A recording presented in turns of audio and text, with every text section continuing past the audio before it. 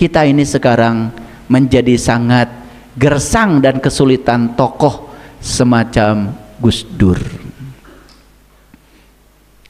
yang joknya luar biasa. Kalau berbicara itu ringan, ya, tidak pernah ruwet beliau itu. Makanya beliau terkenal dengan kata-kata gitu aja kok repot. Kelihatan kata-katanya sederhana, sedangkan beliau itu karena sudah selesai dengan dirinya sendiri. Dan semua orang yang repot itu karena dia belum selesai dengan dirinya sendiri. Ada nggak yang mengaku ulama tetapi pengetahuannya sempit, lalu kerjanya menghakimi dan menyalahkan orang lain? Ada? Ada nggak yang mengaku ulama tapi perilakunya tidak berbudi pekerti yang luhur? Ada? Jika ada, berarti dia hanya menggunakan jubah kealiman palsu. Terima kasih.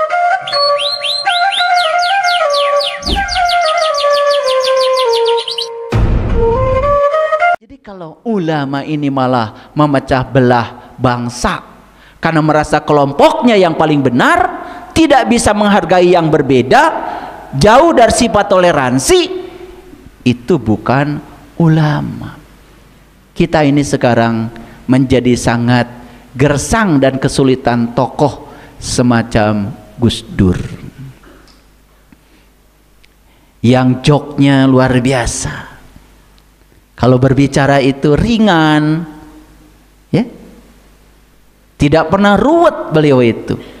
Makanya beliau terkenal dengan kata-kata gitu aja kok repot. Kelihatan kata-katanya sederhana, sedangkan beliau itu karena sudah selesai dengan dirinya sendiri.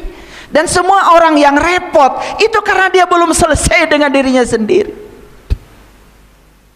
Beliau jadi presiden biasa, turun dari presiden biasa.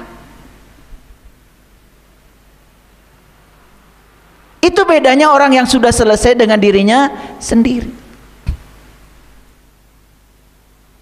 Saya mau ketemu dengan Pak Bupati, bupati saya yang memilihnya. Susah. Bahkan ajudannya lebih bupati daripada bupati. Betul nggak? Ya.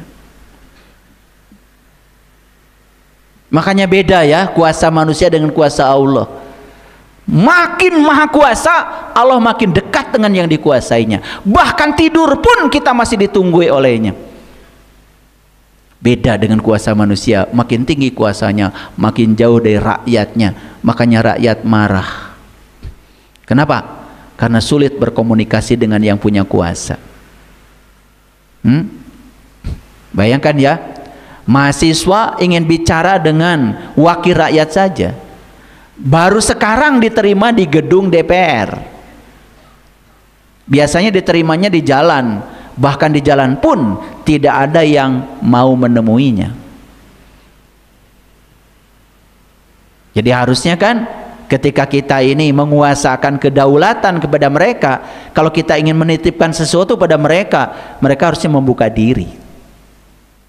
Nah, makanya harus ada sebuah gejolak sedikit sehingga sadar. Nah, begitu ya, kebangkitan kesadaran itu memang harus mengalami kerusakan dulu lah, nggak apa-apa, asal jangan parah. Kita belajar dari Nepal, ya, karena kebablasan akhirnya huru-hara, ya. Jadi kita alhamdulillah selamat ya, karena semua sigap, TNI sigap, Polri sigap, pemerintah sigap, kita pun masyarakat sigap. Tidak mau diprovokasi oleh orang-orang yang tidak mau bertanggung jawab. Karena apa? NKRI harga mati. Kedaulatan Indonesia ini mahal, diperjuangkan dengan darah dan air mata oleh leluhur kita. Kemerdekaan yang sudah kita raih harus kita jaga. Makanya semua kita harus berkontribusi untuk membangun kedamaian, ya. Gitu. Setuju? Oke. Keren kalian itu ya. Padahal belum masuk ya materinya. Nah, saya mau jelaskan dulu ciri ulama. Awas ya, bicaranya ulama. Ya. Secara umum, yang pertama mengamalkan ilmu. Orang alim bertindak sesuai dengan ilmunya, bahkan lebih dari sekedar pengetahuan teoritis. Jadi orang alim itu hidup sesuai dengan ilmunya. rendah hati. Mereka menyadari keterbatasan diri dan tidak merasa paling tahu, sehingga tidak pernah menghakimi. Paham ya? Itu. Wah, ini sesat, ini sesat, sesat lah. Kok bisa? Bukannya hanya Allah yang boleh mengatakan siapa yang sesat, siapa yang dapat petunjuk. Betul nggak? Iya. Jadi berarti dia bertindak tidak sesuai dengan ilmunya, atau nggak ada ilmunya. Yang ketiga, ciri ulama terus belajar, selalu memiliki keinginan untuk menambah dan memperdalam ilmu pengetahuan. Jadi yang stop belajar itu jatuh jadi orang bodoh. Ya, nih kayak kalian belajar terus ya. Ini ulama nih, ya. Mau terus menerus belajar, menambah ilmu pengetahuan baru. Yang keempat, mengajak kebaikan, mampu memberikan nasihat dan bimbingan yang bermanfaat bagi orang lain, dan dimulai dari siapa? Dari dirinya sendiri. Ya, saya tidak bisa menganjurkan Bapak Ibu harus sedekah. Ya, saya dulu sedekah. Orang lain disuruh sedekah, dia malah penerima sedekah. Jadi ambilin. Harusnya kan amilin. Amilin itu orang yang beramal. Ini malah ambilin. Ya, dapatnya paling besar.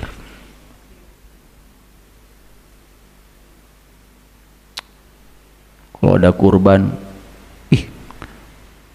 kepala sapi itu kesenangan Pak Ustadz.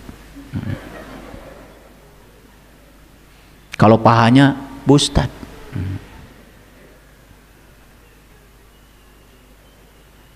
Kalau jarwanya tuh anaknya Pak Ustadz.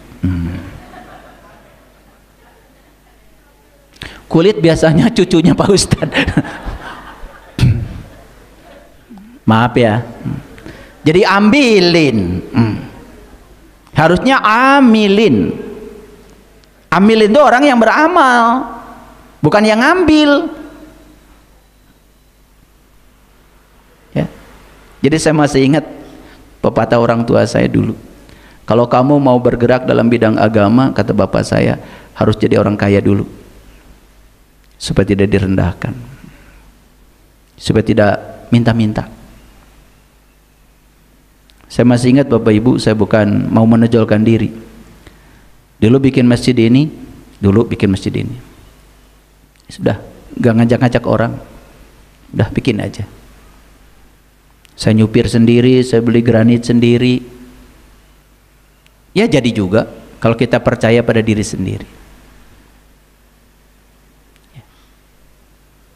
Karena bapak saya orang Cirebon aslinya. Cuman saya lahir di Garut memang. Di Cirebon itu kan pepatahnya dua aja. Ingsun titip tajuk lan pakir miskin. Makanya kalau bapak saya itu selalu, dimanapun kamu hidup, perhatikan. Ya, tajuk dan pakir miskin. Ya, secara syariat tajuk itu adalah masjid. Pakir miskin ya tentu saja orang yang perlu bantuan. Ya, kayaknya jangan pelit ya. Berakhlak mulia, menjaga perilaku dan akhlaknya sesuai dengan ilmu yang dipelajarinya. Memiliki rasa takut kepada Allah. Nah, itulah di Quran. Jadi ulama itu kata Allah adalah orang yang takut kepada Allah. Takut apa? Takut hidupnya tidak selaras dengan maunya Allah. Takut hidupnya bertentangan dengan Allah. Takut hidupnya tidak sejalan dengan Allah, maka dia terus belajar mengenali Allah.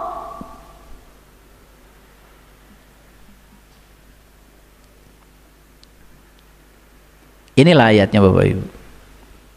Di Quran surat Al-Fatir surat ke-35 ayat 28. Jadi Allah mengatakan, ya, sesungguhnya yang takut kepada Allah di antara hamba-hambanya hanyalah ulama. Innama yahsyallaha min ibadihil ulama. Sesungguhnya yang takut kepada Allah di antara hamba-hambanya hanyalah ulama.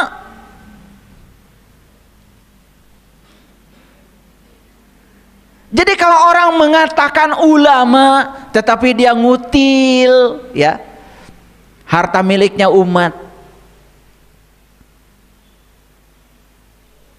dia korupsi, mengambil hak yang bukan haknya, dia itu hanya menggunakan jubah kealiman palsu. Makanya kalau ingin tahu siapa dirinya, lepaskan jubahnya, nanti jadi tahu siapa dirinya.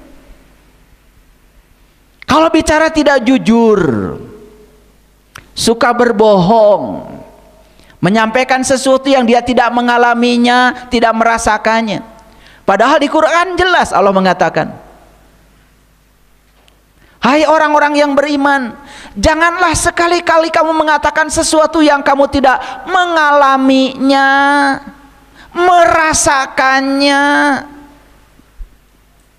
Kabura maktan indallah antakuluna ma la taf'alun. Allah enggak ridho kalau kamu mengatakan sesuatu yang kamu sendiri tidak menjalaninya, tidak mengamalkannya, bahkan kamu tidak mengetahuinya. Saya pernah ditanya sama seseorang, Pak, siksa kubur itu seperti apa? Saya balik tanya, Anda tanya siksa kubur yang mana? Ya itu kata Pak, kalau orang mati itu kan disiksa dalam kuburan. Maaf, saya belum mati.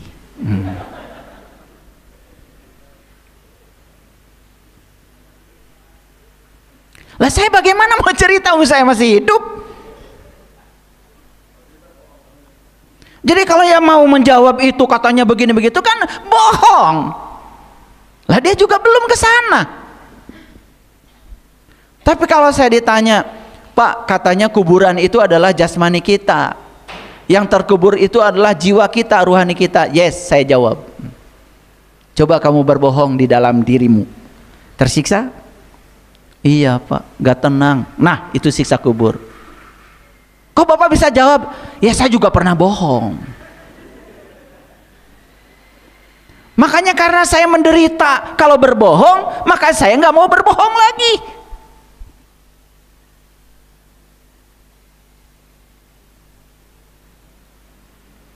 Jadi siksa kubur itu Bapak Ibu sudah mengalami? Sudah. Ya? Sering sakit kepala, cenat-cenut, betul nggak? Kenapa? Apa aja dipikirin. Yang belum terjadi pun dipikiran, dicemaskan, dikhawatirkan, betul? Tersiksa nggak? Tersiksa. Padahal hidup tuh kapan? Kan sekarang, di sini, saat ini, sekarang. Sudah, yang belum terjadi ya sudah, biarkan aja. Masa depan belum ada. Nikmati aja hari ini, di sini sekarang. Masa lalu udah lewat. Hanya tinggal sejarah. Ngapain hidup di masa lalu? Betul nggak? Belajar dari masa lalu, yes. Tetapi karena masa lalu sudah tidak bisa diubah lagi, dipikirin terus juga tidak bisa berubah. Tapi sudut pandang terhadap masa lalu bisa diubah, asal kita mau meningkatkan kesadaran.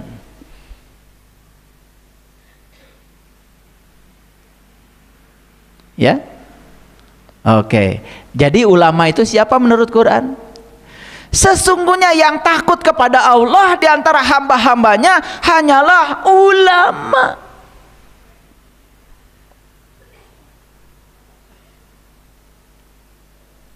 Udah punya istri satu, kawin lagi siri, sembunyi-sembunyi.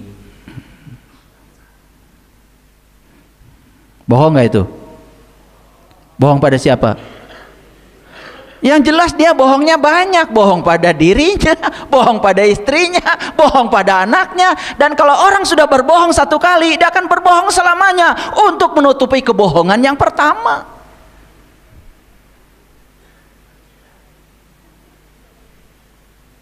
Kenapa ribut yang sini ada ulama yang kayak gitu? Ada bekas ulama di sini.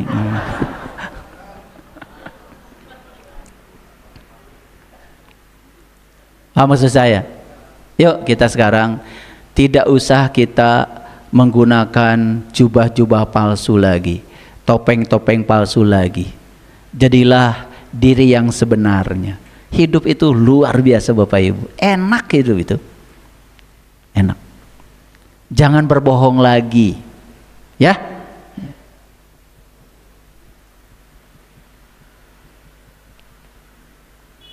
Makanya ada orang yang membiasakan kebenaran, ada orang yang membenarkan kebiasaan. Beda nggak? Kira-kira kalian termasuk yang mana? Membiasakan kebenaran atau membenarkan kebiasaan?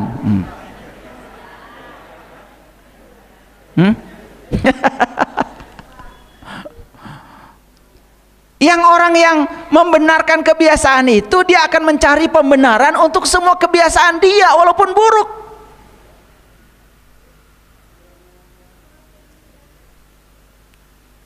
Dalam sebuah diskusi saya pernah ditanya sama orang yang konsultasi sama saya. Terus ketika suamimu itu ditanya sama kamu, kenapa berbohong? Kenapa menikah lagi? Udah berapa? Udah 3 kata. Oh 3 kali maksudnya. Jadi udah istri yang keempat berarti kan? Jawabannya apa? Perintah Allah.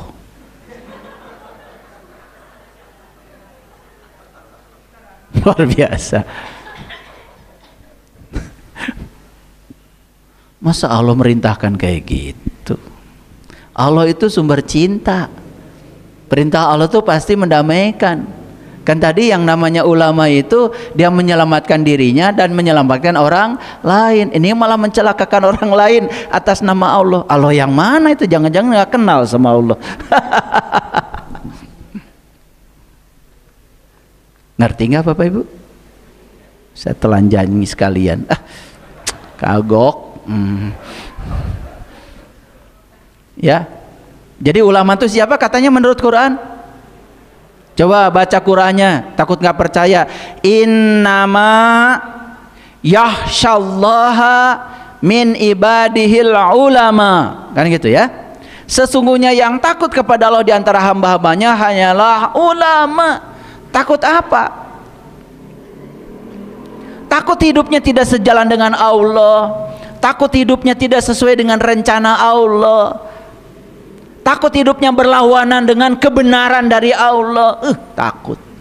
Makanya cirinya ulama itu pasti dia waspada. Nah, setelah saya jelaskan seperti ini Bapak Ibu, ulama itu bukan soal pakaian, bukan soal jubah, tapi soal perilaku, soal akhlak. Oke, lanjut dulu ya.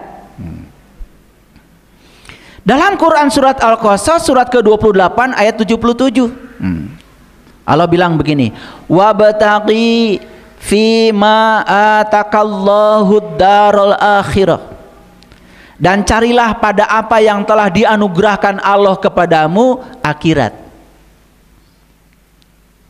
Ngerti Bapak Ibu? Ya bilang ngerti apa enggak? Coba bacanya pelan-pelan. Dan carilah pada apa yang telah dianugerahkan Allah kepadamu akhirat. Jadi mencari akhirat itu di mana? Di sini. Kalian tuh kalau menjawab itu ngasal ya. Karena saya sering bilang di sini, saat ini, sekarang di sini terus. Baca ayatnya. Coba ulangi pelan-pelan ya bacanya. Ini jarang menyimak ya kalian itu. Wabtaghi fima atakallahu darul akhirah. Dan carilah pada apa yang telah dianugerahkan Allah kepadamu akhirat. Pertanyaan saya, jadi akhirat oleh Allah diletakkan di mana? Pada apa yang telah dianugerahkan Allah padamu. Pinter tuh ibu. Di sini.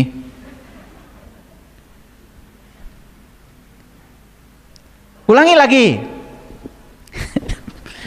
Pengen ketawa kalau ngajar kalian tuh. Ini ayatnya jelas gitu ya Allah. Karena kita tuh akhirat nanti. Padahal coba dengarkan kata-katanya. carilah pada apa yang telah dianugerahkan Allah kepadamu, akhirat. Jadi akhirat itu di mana? Pada apa yang telah Allah anugerahkan padamu. Jadi akhirat di mana? Satu, ada pada dirimu. Kan dirimu tuh dianugerahkan Allah. Betul? Yang kedua, apa yang dianugerahkan Allah padamu? Pasangan kan? Nah, di pasangan itu ada akhirat. Dianugerahkan apa lagi? Anak. Ada nggak di anak akhirat? Di situ akhirat. Ya Allah, jauh-jauh. Ini ayatnya sejelas ini. Lanjut. Ya. Dianugerahi uang nggak Bapak Ibu sama Allah? Jadi di uang ada nggak akhirat? Ada. Banyak masalah nggak Bapak Ibu? Berarti di masalah ada akhirat nggak? Ada. Pokoknya pada apa yang Allah sudah anugerahkan padamu, di situ akhirat. Meni hese ngaji teh.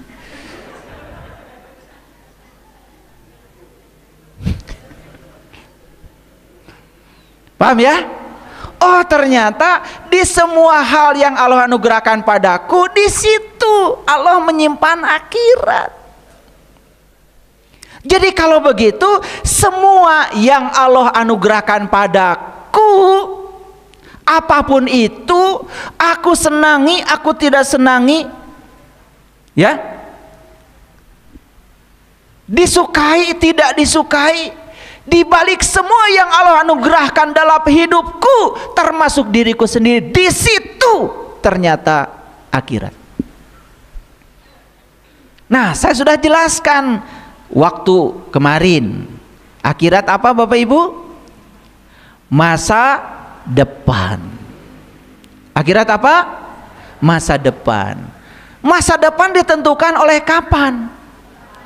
Ditentukan oleh sekarang, saat ini. Betul nggak?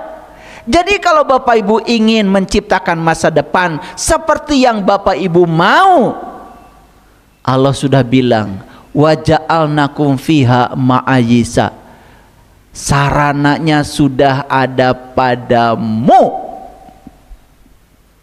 Keren ya? Nah, itu yang kita itu kadang-kadang mencari-cari yang tidak diajarkan Allah. Yang diajarkan Allah sejelas ini malah kita abaikan. Jadi kita mau nggak menciptakan masa depan yang baik?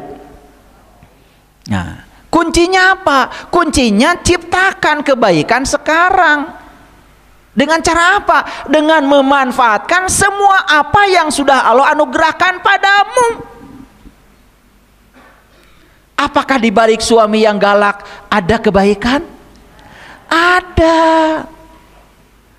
Kan sebetulnya suami yang galak itu tidak bahaya. Yang bahaya itu kita memaknai dia siapa. Kalau dimainkan dia sebagai guru, guru kesabaran, untuk mengajarkan kasih sayang, meluaskan kita, mendewasakan kita, kan guru namanya juga. Udah ikuti aja, guru. Betul nggak? Kan di situ ada akhirat. Malah minta cerai. Akhirnya sudah belangsak tambah belangsak, dijebak oleh pikiran palsu. Karena kata yang di sini yuwaswisu, udah tinggalin aja. Cari aja yang lebih baik. Padahal yang lebih baiknya belum ada. Betul nggak? Baru yuwaswisu, kata pikiran, baru hayalan. Padahal yang terbaik itu yang ada. Yang belum ada apalagi baru mau nyari. Kan belum tentu dijamin lebih baik, betul nggak? Jangan-jangan ya malah ketemu lagi lebih parah, betul nggak? Karena hukum Allah mengatakan kalau kamu belum bisa menerima yang ini, kamu juga akan diberi yang sama atau lebih buruk dari itu sampai kamu bisa menerimanya. Makanya di Quran dikatakan tidak ada tempat buat lari. Rek init kemana? Mau lari kemana? Tidak ada tempat buat lari, kata Allah, kecuali menerimanya. Makanya Allah bilang, wabtagi fi ma atakallahu daral akhirah. Ternyata akhirat itu diletakkan Allah pada apa yang telah Allah anugerahkan padamu. Pada anak yang disebut nakal olehmu ada akhirat. Pada anak yang disebut baik karena nurut padamu ada akhirat. Paham sampai sini? Oke. Jadi akhirat itu apa? Masa depan. Yang menentukan masa depan siapa? Ya, masa kini.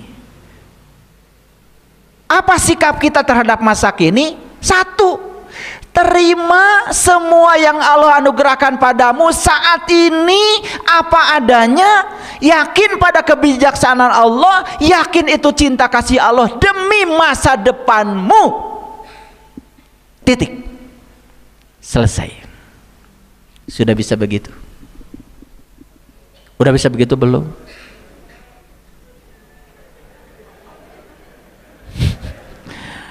Jadi kalian tuh mau bisanya kapan? Ya, lanjut. Nah, ayatnya wala tansa nasibaka minad dunya. Ya. Makanya Allah menegaskan, janganlah kamu melupakan kehidupan di dunia ini. Karena sarana untuk mencapai masa depan itu ya sekarang, mumpung kamu masih ada. Bahkan di Quran dikatakan surga dan neraka itu bahkan langit dan bumi masih ada. Kata Quran, bukan kata saya. Surat Hud itu ya, 106, 107, 108. Baca kalau nggak percaya. Paham sampai di sini? Ih, keren nggak Bapak Ibu kalau Quran? Keren. Ternyata saya baru tahu ya, akhirat itu dekat, diletakkan oleh Allah pada apa yang Allah anugerahkan padaku.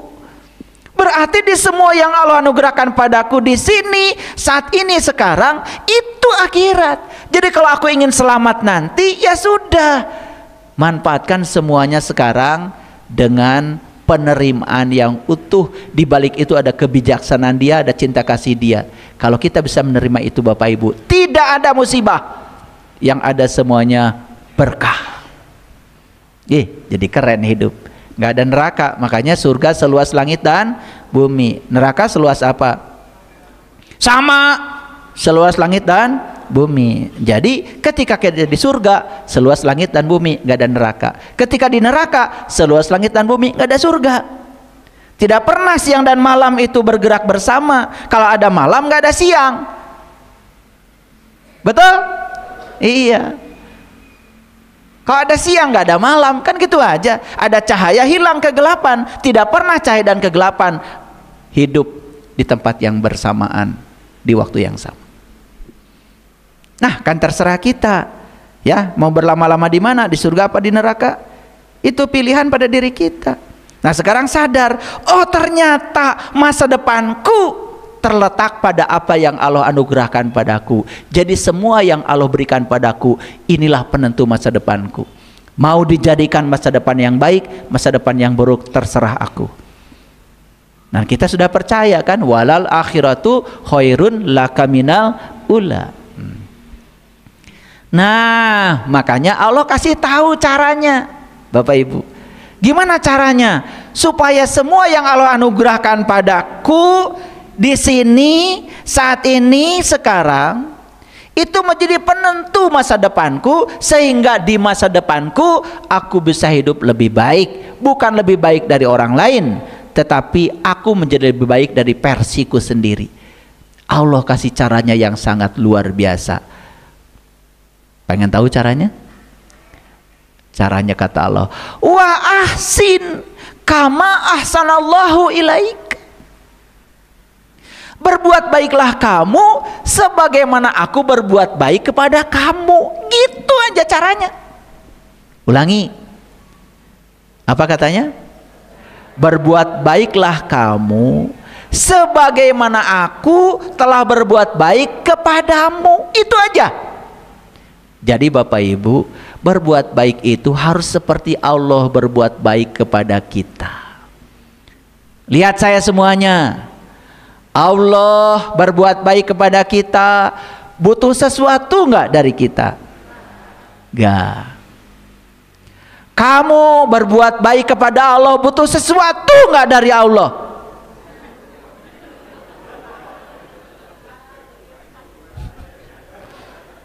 Pengen blotot saya. Tahajud pengen kaya, istighfar pengen berkelimpahan. Ya mau tahajud aja, sebagaimana Allah berbuat pada kamu.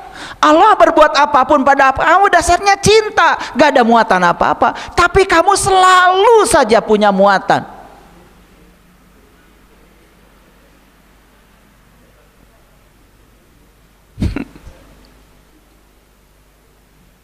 Salah siapa ini?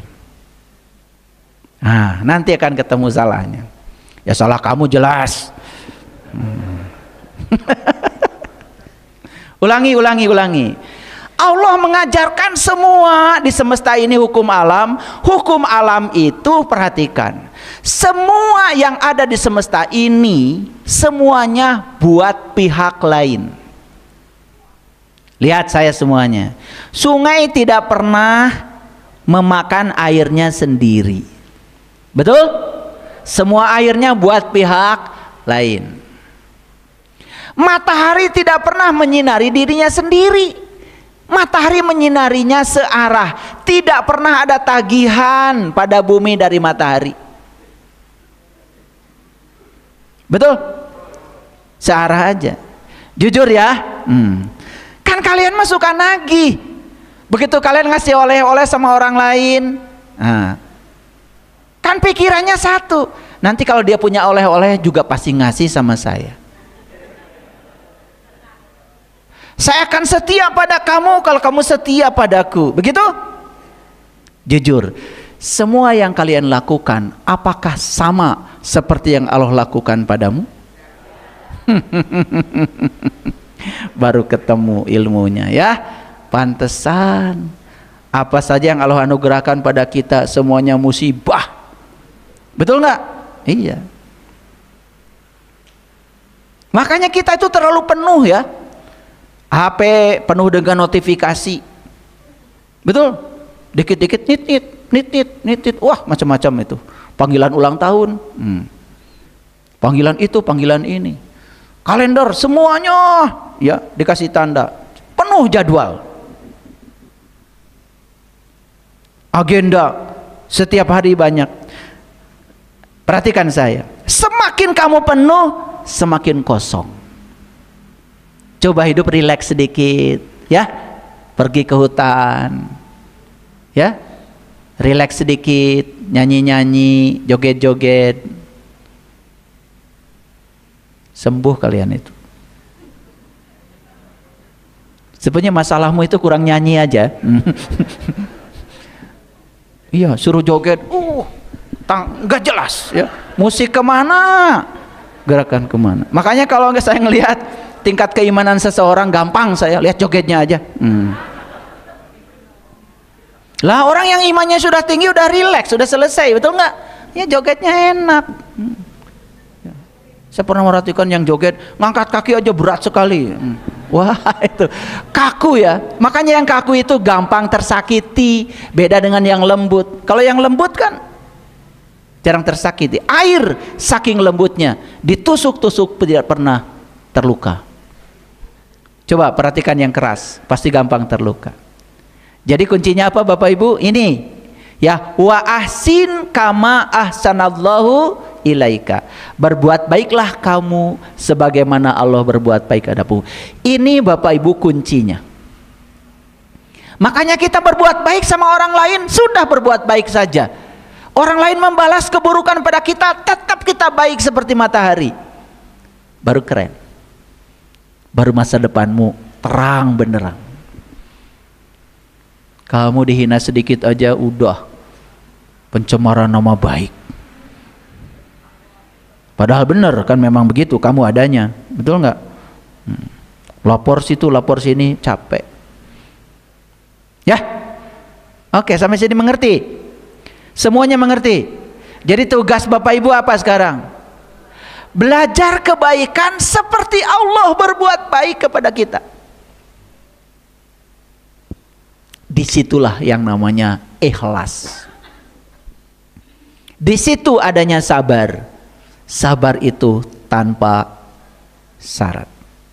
Bapak Ibu, maaf ya, saya kasih tahu. Pasangan kita mau kayak apa, biarin aja. Itu urusan dia dengan dirinya sendiri. Tidak ada dosa yang harus kita tanggung. Ya, di luar dia seperti apa, biarin aja. Yang penting pulang ke rumah suamimu, siapkan air panas. Itu. Maaf ya, air hangat maksud saya. Siapkan air panas berarti tidak wasin kama hasanallahu ilaika. Ya, itu. Makanya Allah tuh nggak peduli sama kamu, nggak peduli.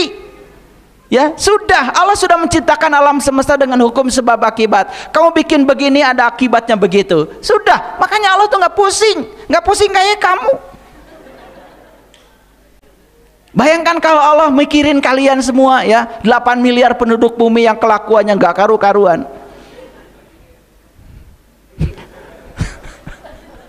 Maka Allah tuh nggak pusing karena sudah menciptakan mekanisme di alam semesta ini namanya hukum sebab akibat. Kamu bikin sebab baik untuk kamu kata Allah. Kamu bikin sebab buruk iya untuk kamu juga. Kamu yang harus belajar menanggung risiko dari semua pilihan-pilihanmu sendiri. Keren Allah itu. Kalau sudah tahu mekanismenya.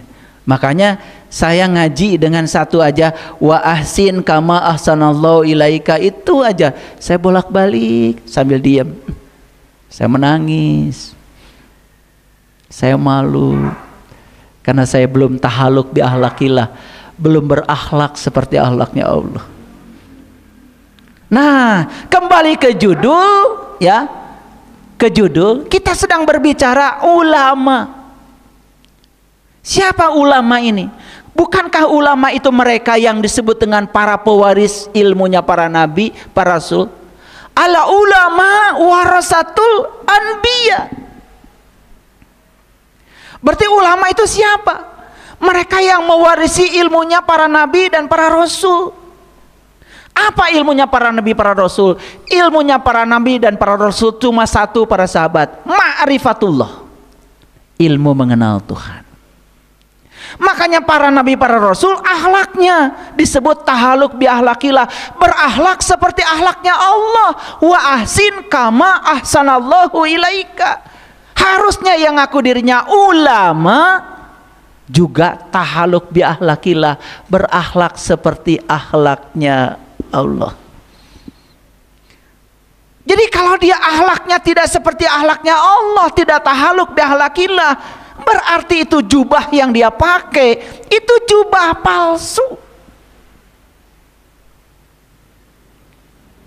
Nyambung? Nyambung apa enggak? Oke. Mengerti ya sekarang? Jadi tugas Bapak Ibu sekarang apa? Berbuat baik seperti Allah berbuat baik kepada kamu. Ya? Coba kamu berbohong, Allah tetap ngasih napas. Betul enggak? Kamu nyakitin orang lain tetap bernapas, bahkan saat nyakiti pun bernapas. Betul nggak? Ada nggak yang orang nyakiti orang lain nggak bernapas? Tetap dikasih napas. Tetap Allah hadir dalam diri kita sebagai napas apapun perbuatanmu, karena Dia maha segalanya, tak ternoda, tidak terganggu Allah. Apapun yang kamu lakukan, asal kamu berani menanggung resikonya sendiri, maka Allah tidak pernah menghukum, tidak pernah mengazab, tidak pernah melaknat, tidak pernah menyalahkan siapapun.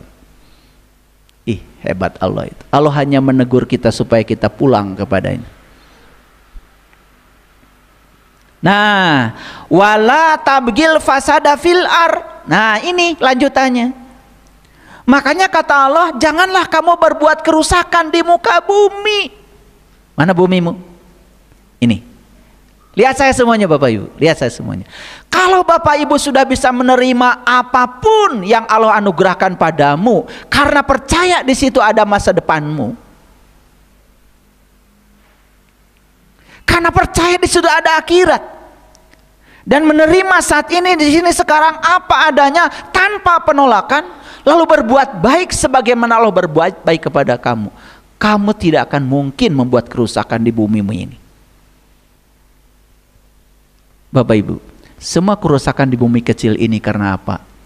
Karena kita belum bisa berbuat baik sebagaimana Allah berbuat baik kepada kita. Itu kunci. Ini agak dalam sedikit ya ngaji hari ini ya. Karena ini kunci-kuncinya harus saya buka. Oleh karena itu Bapak Ibu, kalau kita ingin mendapatkan hasil yang berbeda, ingat kata-kata saya, caranya harus berbeda.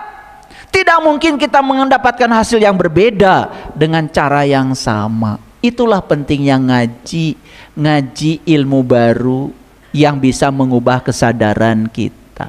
Keren Bapak Ibu. Nanti anak-anak jadi senang. Bayangkan ya, kalau di rumah saja anak gak betah dengan kehadiran ibu bapak, itu ada masalah. Jangan salahkan mereka.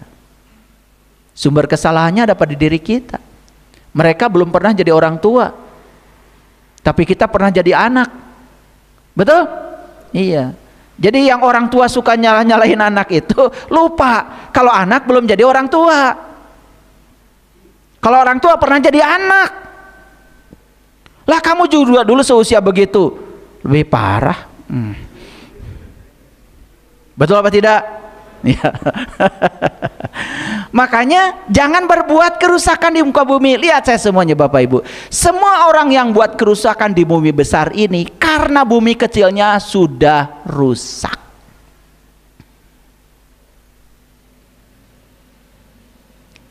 Kalau semua orang berbuat baik sebagaimana Allah berbuat baik kepada kita, tidak ada kerusakan Bapak Ibu di muka bumi ini. Semua kerusakan di muka bumi ini karena apa? Karena kita terlalu serakah.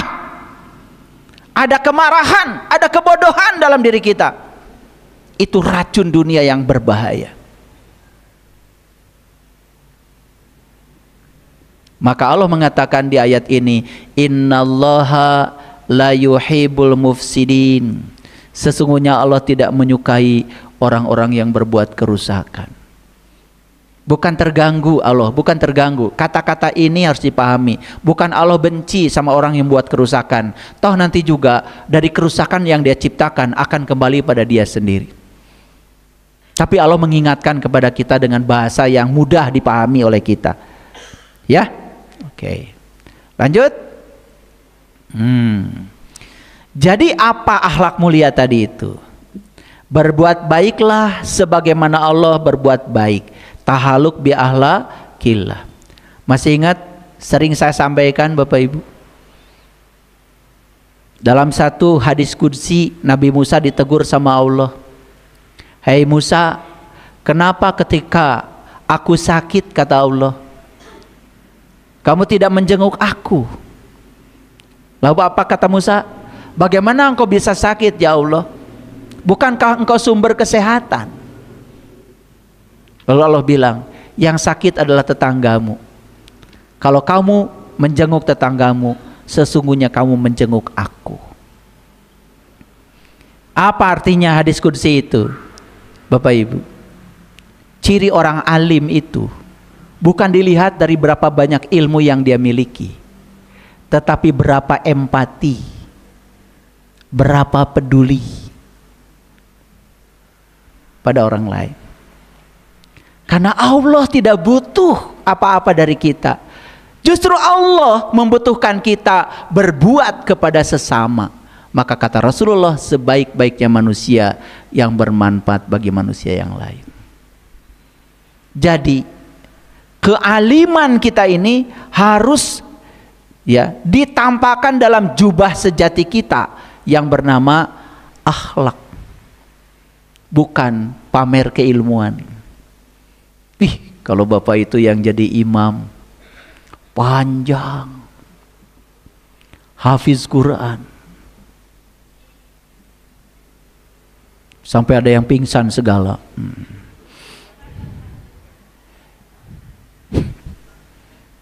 Sholat Jumat 1:30 baru selesai. Bacanya Al-Baqarah. Biar orang sekampung tahu kalau dia hafiz Quran. Habis itu para pegawai nyampe di kantor dipotong gajinya. Gara-gara sholat Jumat sampai jam 1:30. Sudah khutbahnya panjang, kemudian sholatnya pun bacaannya panjang. Allah nggak butuh itu. Itu semua kita sedang ngasih makan ego sebetulnya. Itu keakuan. Makanya ego itu senang, ya, senang pengakuan, senang validasi dari luar, senang tepuk tangan, senang dipuji-puji. Kamu hebat, kamu hafiz, kamu luar biasa, bacanya keren. Pengennya begitu. Itu ego. Allah tidak butuh itu. Kesadaran tidak butuh itu. Orang yang bijaksana, oh tahu ya, kalau jam 1 harus masuk, harus ada waktu buat makan siang, harus ada waktu buat istirahat, betul? Makanya khutbah Jumatnya 7 menit, tapi isinya dalam. Begitu sholat, dia bacanya Al-Ikhlas, bukan karena tertarik pendeknya, karena tertarik isinya yang sangat dalam. Gitu apa tidak? Gak begitu kalian. Senang pakai jubah palsu. Ya, oke, lanjut. Nah, akhlaknya Allah apa? Akhlaknya Allah tuh hukum alam, disebut juga sunnatullah. Nah, sunnatullah apa? Nilai-nilai yang bersifat universal. Makanya alam ini banyak hukum, Bapak Ibu. Kalau di fisika ada hukum Newton, hukum Archimedes, hukum Biot, hukum Shafat. Ya. Banyak hukum-hukum. Ada hukum Bernoulli. Ada hukum Pascal, ada hukum Archimedes, banyak hukum. Dan semua siswa dikiranya itu hukum-hukum itu hukum buatan manusia. Tidak, itu hukum Allah. Manusia itu cuma belajar dari apa yang diciptakan oleh Allah. Itu semua hukum alam. Archimedes belum lahir, apapun kalau ada dimasukkan ke dalam air pasti dapat gaya keangkat ke atas.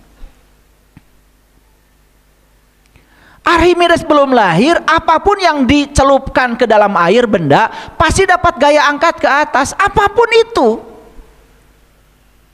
Newton belum lahir, semua benda sudah jatuh ke bawah. Tidak nunggu Newton lahir, karena hukum alam sudah ada, cuman baru disadari keberadaannya setelah Newton berbicara. Baru disadari keberadaannya setelah Archimedes berbicara. Itu aja Bapak Ibu. Semua adalah hukum alam. Dan hukum alam itu selalu jujur. Makanya orang yang ilmu pengetahuannya luas, cirinya apa? Jujur, sesuai dengan karakter keilmuannya. Makanya kalau orang disebut ilmunya tinggi tapi sering berbohong, ilmunya tidak menolong dirinya sendiri, apalagi menolong orang lain. Ilmunya tidak menjadi syafaat.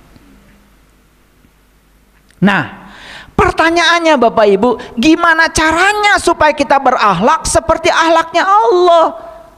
Ya sederhana. Kita tidak akan basah kalau kita tidak menceburkan diri ke dalam air. Kita tidak akan mendapatkan hangatnya sinar matahari kalau kita tidak mau keluar dari kamar berjemur. Kita tidak akan pernah mewarisi sifat-sifat Allah kalau kitanya tidak mau bermanunggal dengannya.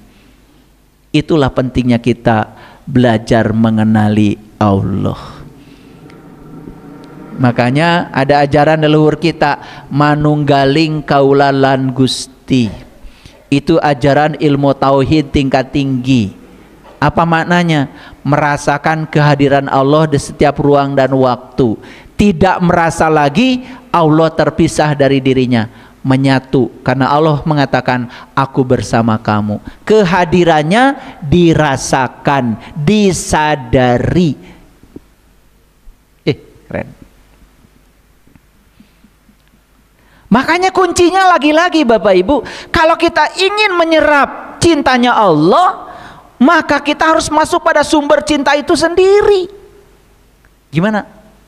Tidak bisa lewat buku, tidak bisa lewat orang, lewat apa kata orang, tapi harus mencelupkan diri ke dalam dirinya. Itu yang disebut dengan sibghatallah. Sibghatallah tuh celupkan dirimu agar mendapatkan celupan Allah. Berarti kita ini harus mencelupkan diri ke dalam dirinya Allah.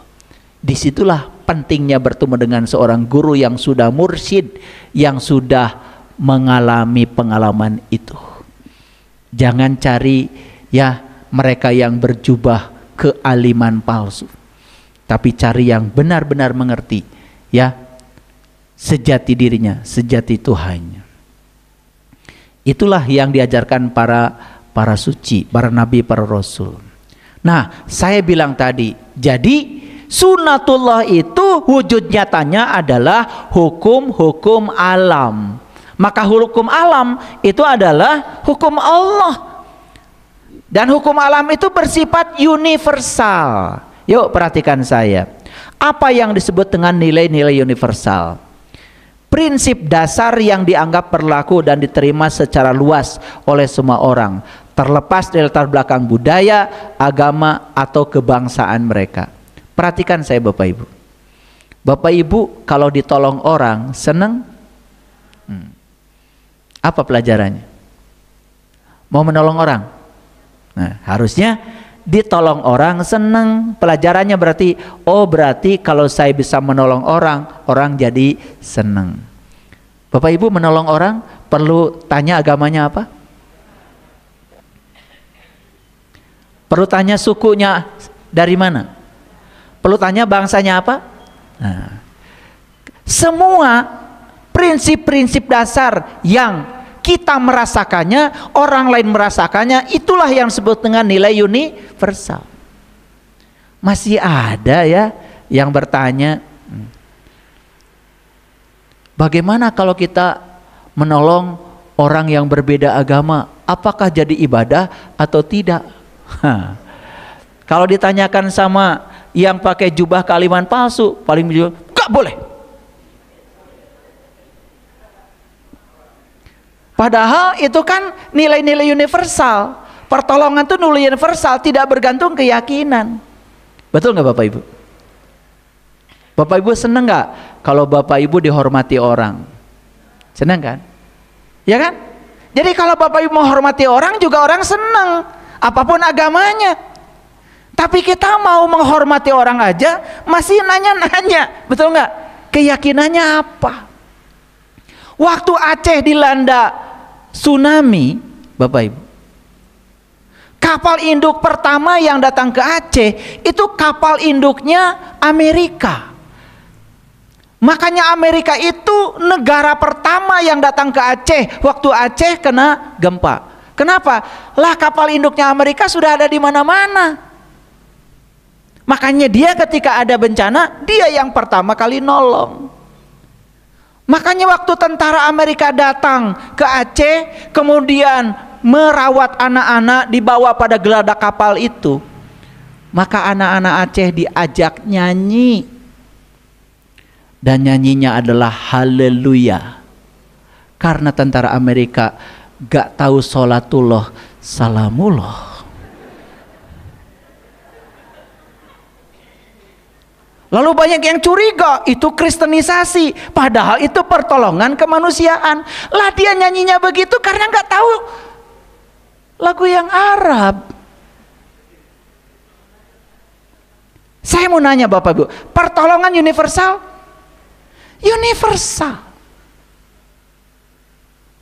Jadi kalau orang sudah sampai kepada Allah, dia mewarisi nilai-nilai universal.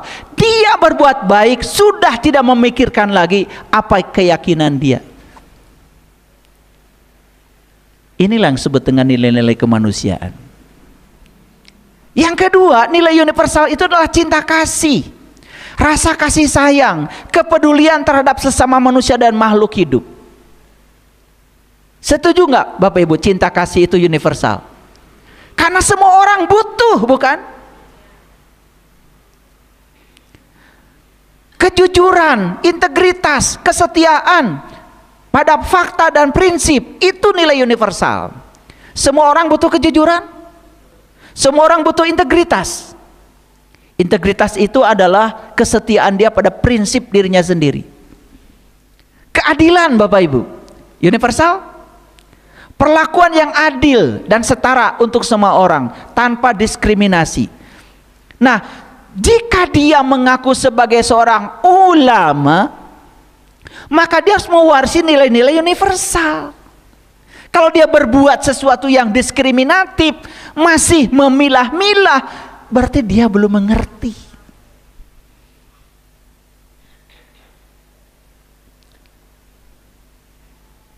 Kedamaian universal, toleransi universal, kebebasan universal, tanggung jawab universal.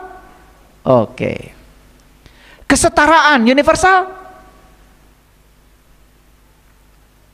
Semua orang memiliki hak dan martabat yang sama tanpa memandang ras, jenis kelamin, agama, atau latar belakang. Semua makhluk ingin diperlakukan sama. Tiap hari kita menyakiti makhluk, gak pernah minta maaf. Memotong ikan aja gak pernah minta maaf.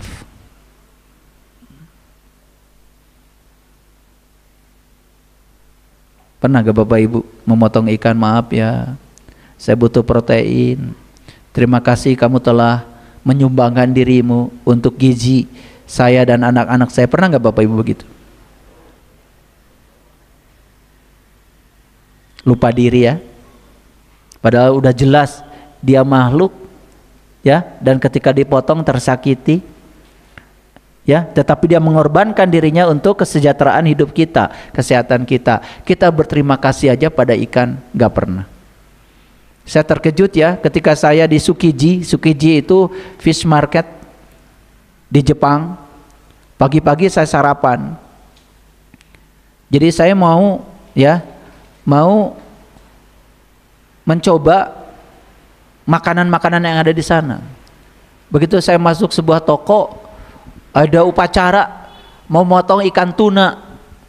Jadi upacaranya lama sekali. Wah, lama sekali. Berapa kali itu orang Jepang itu di depan ikan tuna itu. Mungkin saya penasaran. Saya nyamperin dia. Kenapa sampai segitunya? Ternyata dia, aku tidak menghormati ikan tuna, aku menghormati yang menciptakan ikan tuna, yang telah menganugerahkan ikan tuna ini. Pantesan ya, rasa ikannya enak di sana, ya, karena mau motongnya saja upacaranya luar biasa, betul nggak? Iya. Nah, menurut Profesor Masaru Emoto, ya apapun di semesta kalau diberi ucapan terima kasih dan penghargaan, struktur kristalnya akan sangat sempurna. Makanya coba ibu-ibu ya, makan di dapur, masak di dapur, marah-marah, sebentar basi itu makanan. Karena marah udah masuk ke makanan, energinya sudah masuk, ya. Nah ini sains Bapak Ibu, bukan tahayul. Ya, coba ya motong bawahnya yang marah-marah, pasti kan bukan bawang yang kepotong, telunjukmu. Udah celaka, hasil akhirnya masakannya gak enak. Sebentar basi. Jadi basi itu ada kemarahan yang masuk. Di samping tentu saja nyucinya tidak bersih, kotor. Tapi mungkin ada kemarahan yang menyelinap di situ. Buktikan omongan saya. Ya. Empati. Nah, nilai universal empati. Kemampuan untuk memahami dan merasakan perasaan orang lain. Solidaritas, sikap saling mendukung dan membantu dalam menghadapi kesulitan. Keren semua Bapak Ibu. Nah, ciri ulama itu dia memiliki nilai-nilai yang bersifat universal.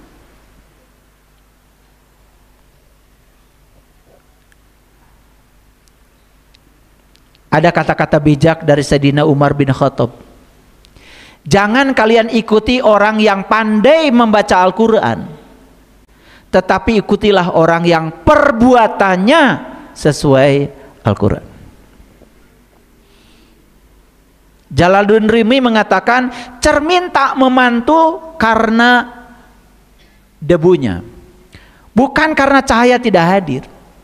Kalau ada cermin tidak memantulkan cahaya, berarti cermin itu berdebu, bukan cahaya tidak hadir. Cahayanya sudah hadir, cuman karena berdebu tidak memantulkan cahaya. Perhatikan saya Bapak Ibu, ya, orang itu serem bukan Allah tidak hadir, bukan, tetapi kehadirannya tertutupi oleh segala kekotoran yang melekat dalam dirinya, maka dia tidak memantulkan apa-apa.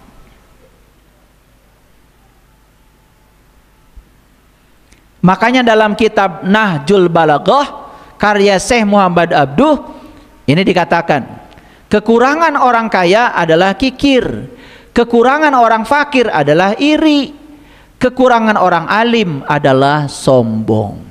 Jadi kalau ada orang mengaku dirinya alim, mengakunya ulama, sombong, gampang menyalahkan orang lain, gampang menghakimi orang lain, sudah jelas dia hanya menggunakan jubah kealiman palsu. Ulama yang sesungguhnya tidak seperti itu. Rasulullah dilempari orang sekampung, ya, sampai berdarah-darah sendal jepitnya. Bahkan beliau berdoa, Allahumma hdi qaumi fa innahum la ya'lamun. Ya Allah, tunjukkanlah hidayah kepada mereka. Mereka melakukan itu kepadaku karena mereka semata-mata tidak tahu apa yang aku sampaikan kepada mereka. Belajar memahami daripada menyalahkan, belajar memaafkan daripada marah. Itu yang dikatakan oleh Rasulullah. Dan seharusnya semua yang mewarisi ilmunya para nabi, para rasul punya sifat yang sama.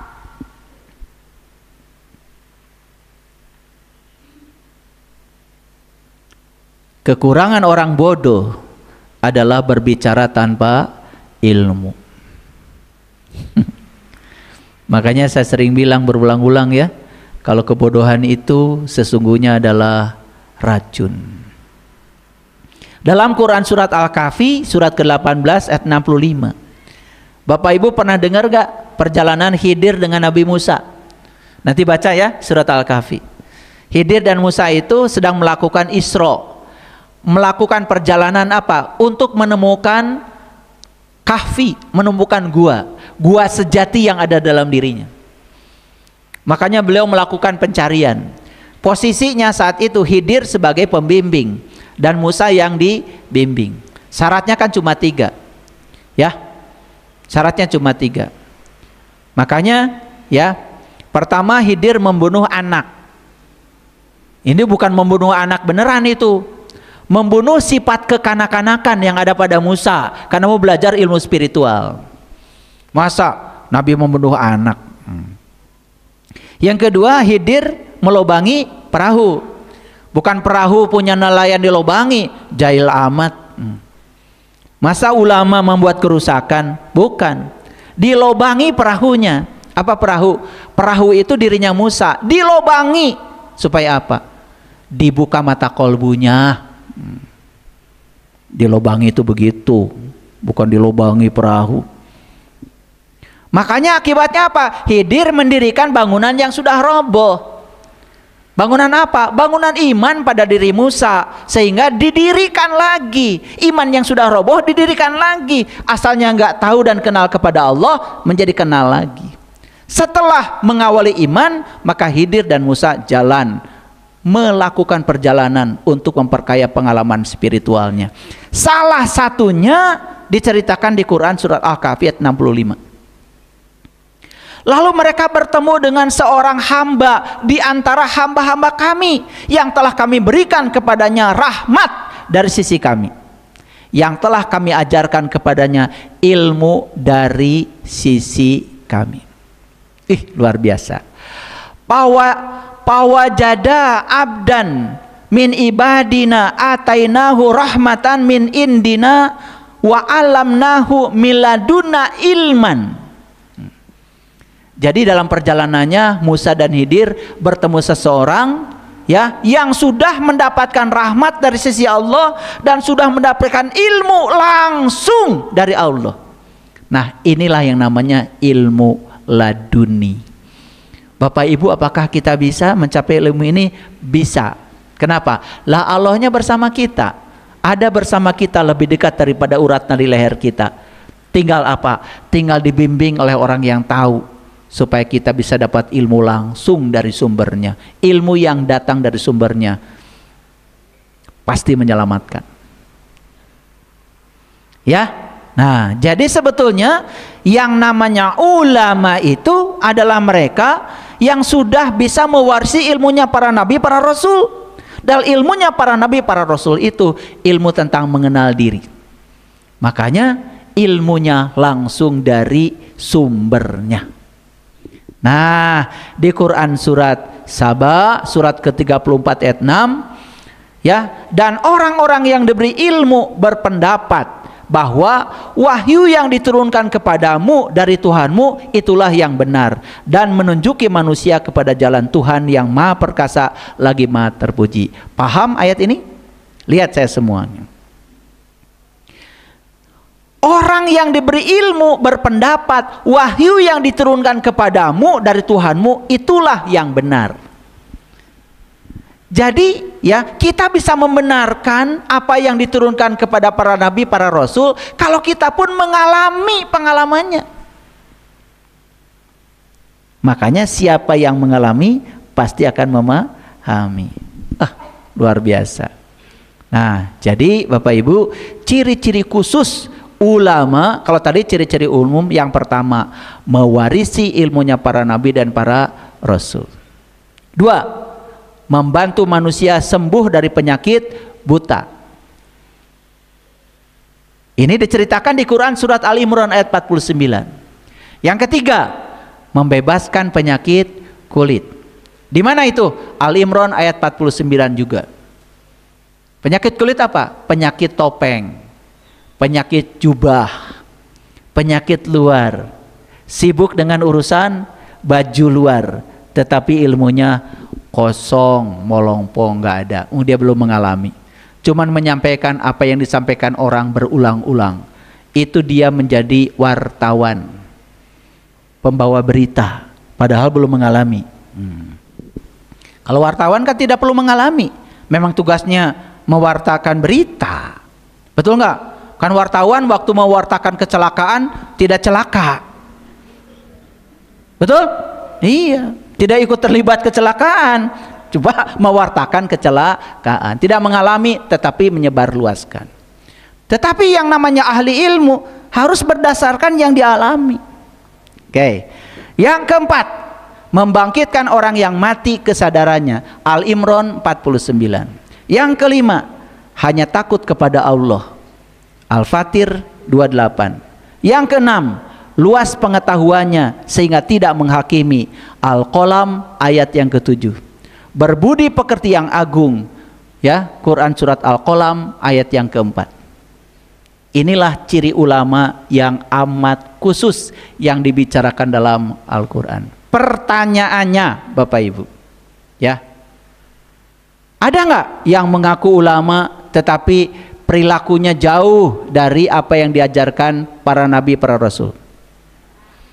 Ada nggak yang mengaku ulama tetapi tidak bisa membantu orang untuk sembuh dari penyakit buta, terutama buta mata kolbu? Ada? Yang ketiga, ada nggak yang mengaku ulama tetapi tidak bisa menyembuhkan penyakit luar, penyakit kulit? Ngerti sesuatu cuma kulitnya aja, gak tahu esensinya. Ada? Ada nggak yang mengaku ulama tetapi kelakuannya luar biasa, bahkan tidak takut lagi kepada Allah? Ada? Ada nggak yang mengaku ulama tetapi pengetahuannya sempit, lalu kerjanya menghakimi dan menyalahkan orang lain? Ada? Ada nggak yang mengaku ulama tapi perilakunya tidak berbudi pekerti yang luhur? Ada? Jika ada, berarti dia hanya menggunakan jubah kealiman palsu. Terima kasih. Assalamualaikum warahmatullahi wabarakatuh.